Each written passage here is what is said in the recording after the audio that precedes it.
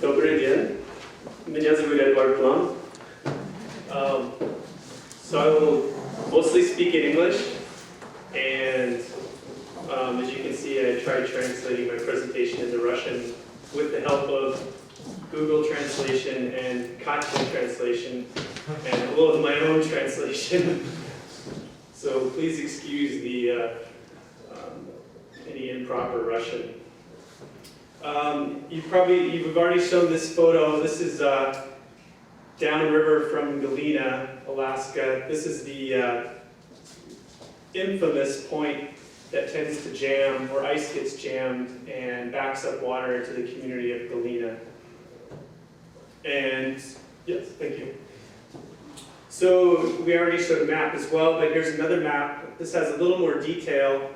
You can see Galena is over here. As Katja mentioned, Galena is not connected to the road system in Alaska. It is several hundred kilometers from the nearest road. And it is located on the Yukon River. The Yukon River begins in Canada, and you can see here it flows north through the Yukon Territory and then west across Alaska towards the Bering Sea. Breakup on the Yukon of the river ice begins in Canada in April and progresses downriver towards the Bering Sea. The climate is cooler in the Bering Sea. The Bering Sea is mostly ice, or the northern part is ice covered in the wintertime. So for our river flowing west is kind of similar to the Lena River flowing north to the colder climate. So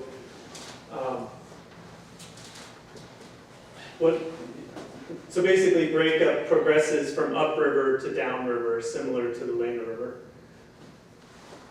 Okay, next slide, please. So in 2013, we did, from some discussions we had the last few days, we understood that here in May and April in 2013, temperatures were actually a little bit warmer than normal, and breakup occurred sooner than normal, about a week earlier than normal on the Lena River. This was the opposite in Alaska. We actually had the coldest, coldest spring on record in Alaska.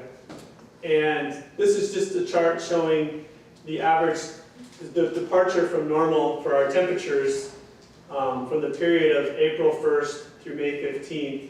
And the purple means it was very cold. So we were actually locked in winter well into late April and May with very little melting. What did happen though, you can see in Canada here, where the Yukon River begins, temperatures started to warm up while we remained cold in Alaska. So we started melting snow. Breakup started in Canada, so water and ice began to move downriver into Alaska. Meanwhile, in Alaska, we were still in winter. And so, as many of you probably understand, all that water and ice moving towards an area where the ice is still there and frozen in place is not a good situation. Next slide, please. So, I'm going to just focus on three factors that resulted in the severe or the bad flooding in 2013.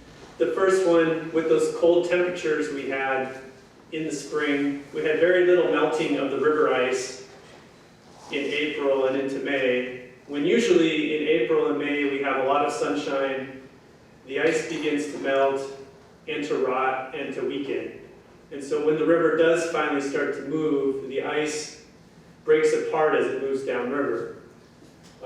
This is just a slide showing a location in Alaska where they have a lottery. I don't know how to say that in Russian.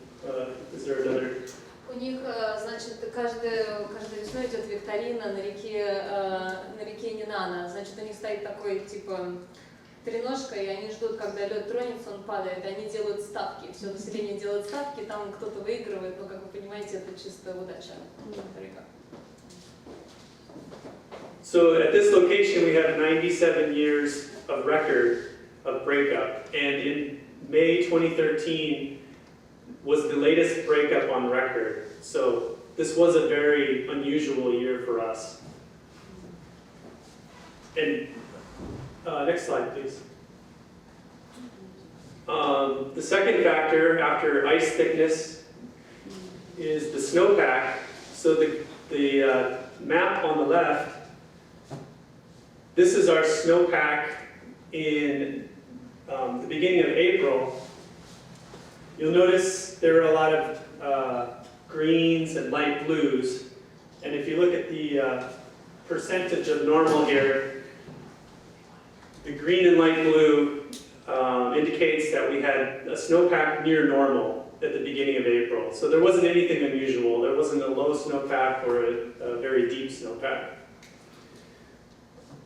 By May 1st, normally, as I mentioned, in April, the snow is beginning to melt and the water is slowly starting to move into the river. In April 2013, it was very cold and we didn't have any snow melting.